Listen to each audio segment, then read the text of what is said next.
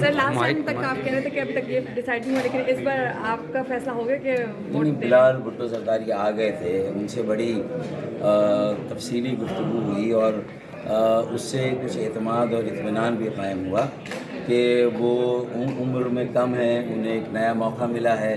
پہلے وزیر خارجہ تھے تو باہر کے زیادہ دورے تھے، اب پاکستان کے اندر کے دورے زیادہ کرنے چاہیے. سندھ ان کا اپنا صوبہ ہے، کراچی شہر جہاں وہ پیدا ہوئے، انہوں نے خود کہا وہ اس کو اون کرنا چاہتے ہیں اور جو ماضی میں کمی بیشی رہ گئی ہے اس کو پورا کریں گے.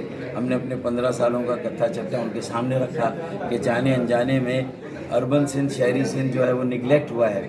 صدر مملکت بننے کے بعد ان کا یہ فرض ہے کہ وہ نہ صرف وفاقی اکائیوں کے درمیان، وفاق اور وفاقی اکائیوں کے درمیان، بلکہ وفاقی اکائیوں میں جو مختلف کثیر اللسانی، کثیر الثقافتی، کثیر المذہبی، کثیر اللسانی اکائیاں ان کے درمیان بھی ہم آہنگی بھائی چارے کے لیے کام کریں. اور جو کثیر الخطی جیسے اربن رورل سندھ کا ایک مسئلہ ہے اور شہری سندھ ہمیشہ محروم رہا، اور خاص طور پہ وہاں شہری سندھ کراچی میں 15 سالوں سے کیفور کا منصوبہ شروع نہیں ہوا پانی کا، اس کو مکمل کریں. تو یہ طے ہوا کہ اونرشپ ہم دیں گے ساتھ، ایم کیو ایم کو وہ کنسلٹ کریں گے مشاورت سے، اور عمل درآمد میں بھی جو مانیٹرنگ ہوتی ہے تو مل جل کر جو ہے وہ آگے بڑھیں گے اور ساتھ لے کر چلیں گے اور ان منصوبوں پر عمل درآمد کرائیں گے. پہلی بات جو نوکریوں میں ہمارا کوٹا مارا گیا 15 سالوں میں 40 ڈومیسائل سے، اس کے لیے بھی شاید وہ کمیشن بنائیں اور اس کا بھی کچھ ازالہ ہو.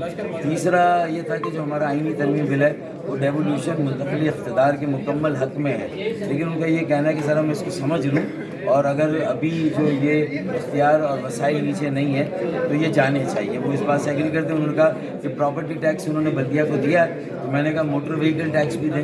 میں نے کہا کہ جو تعمیرات یا بلڈنگ کنٹرول کی آمدنی وہ بھی دیں، ماسٹر پلان کی آمدنی دیں، واٹر سیوریج بورڈ، کچرا، یہ ساری چیزیں بلدیات میں جانی چاہیے، صوبے کے انڈر میں نہیں ہونی چاہیے. تو میرے خیال میں اصولی طور پر انہوں نے ہماری ساری باتوں سے اتفاق کیا. گو کہ وہ نان کمیٹل تھے لیکن ان کی نیت، ارادہ اور اسپرٹ نظر آتی ہے، تو ہم نے بھی اس پر ایک اپنی امید جو ہے وہ قائم کی ہے. آج ووٹ دے رہے ہیں. پیشگی مبارکباد صدر آصف علی زرداری صاحب کو، پاکستان پیپلز پارٹی کو. امید ہے کہ وہ ایک غیر سیریمونیل پوسٹ ہے، لیکن اس کے باوجود جو آئینی طور پر ان کی ذمہ داریاں ہیں جو غیر تحریری ہیں، پاکستان کو مضبوط اور مستحکم ایک وفاق دینا، وفاقی اکائیوں کے کردار کو اجاگر کرنا اور علاقائی خطی مسائل سے اپنے آپ کو آشنا کر کے ان کو بھی حل کرنا، تاکہ ہم ایک صحیح پاکستانی قوم، ایک مضبوط اور مستحکم پاکستان ہونے چاہیے ایم کیو ایم سے. اور اگر ایم کیو ایم سے ہی ہوں گے انشاءاللہ تو پھر کامران ٹسوری بھائی ہوں گے، کیونکہ میرٹ پہ، اپنی خدمات پہ، اپنی جو صلاحیتیں اور اب تک ان کی کارکردگی ہے، میرے خیال میں انہوں نے تمام پاکستان کے گورنرز آگے اگلے پچھلے سب سے بہت زیادہ آگے بڑھ چڑھ کر کام کیا. سر آپ لوگوں کے ساتھ ہمیشہ عہد تو کیے جاتے ہیں، ایسا کی باتیں کی جاتی ہے، لیکن کچھ عرصے کے بعد جو ہے وہ چیزیں پوری نہیں ہوتی، تو ناراضگی بھی آپ کی طرف سے دیکھنے کے آ رہے ہیں. اس بار آپ کو لگ رہا ہے کہ مجھے امید ہے کہ اس مرتبہ ہم یہ شعر نہیں پڑھیں گے. ہم کو ہے ان سے وفا کی امید جو نہیں جانتے وفا کیا ہے.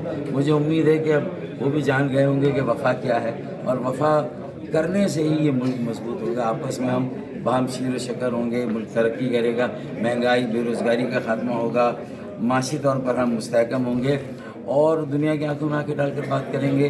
پھر آئی ایم ایف ہمارے پاس آئے گا، ہمیں آئی ایم ایف کے پاس جانے کی ضرورت ہے.